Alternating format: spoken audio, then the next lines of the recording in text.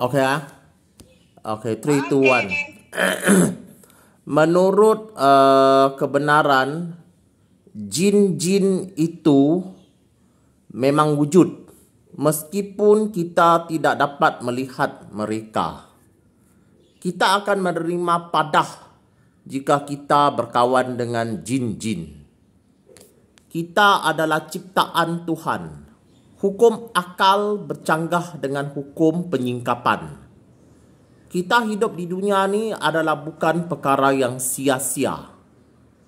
Kerana pada hari kebangkitan kelak, kita semua pasti akan dibangkitkan untuk hidup semula. Setelah kita menuruti kebenaran, adalah wajib untuk kita merendahkan diri. Orang-orang yang kuat adalah orang-orang yang boleh mengawal kemarahan sendiri. Hanya Tuhan sahaja yang boleh berdiri di atas kaki sendiri. Ada di antara okay, this one the typing problem ah. Ada di antara kita yang kuat. So saya tak sehandal saudari Tiar lah. Ada di antara kita yang kuat. Namun demikian kekuatan kita masing-masing ada had yang terbatas. Tuhan itu Maha Pemurah. Tuhan menurunkan hujan untuk semua orang.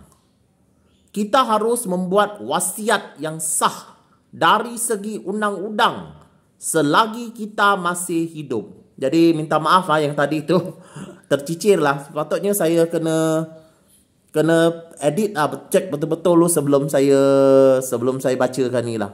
Jadi malu lah. Bertahun-tahun dalam sekolah lah. Jadi memang sangat saya tengok Tia dia tak perlu skrip lah. Dia cakap dia semua tu memang dah kalau orang cepatnya orang dia boleh typing memang semua pun sama juga.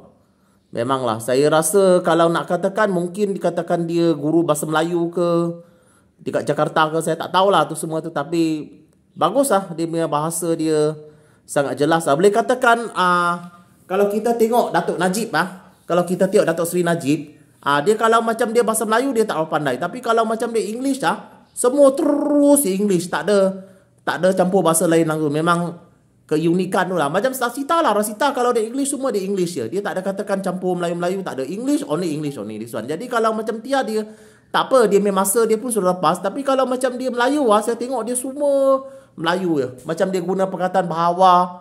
Itu bahawa tu itu perkataan Sanskrit lah. Sanskrit kata bhava. Bhava tu mana kata so that lah, so that dia menjadilah. Itu Melayu, itu Sanskrit lah, tu Sangsakarta lah. Contoh kalau macam saya boleh tahu dia dulu 1 sampai 3 lah, ekor, dui, tri. Sangsakarta itu dulu tu.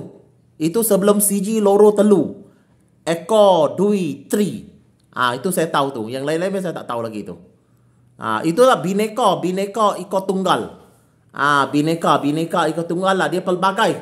Dia pelbagai itu. Ekor satu saja. Jadi Indonesia bersatu, Nusantara bersatu.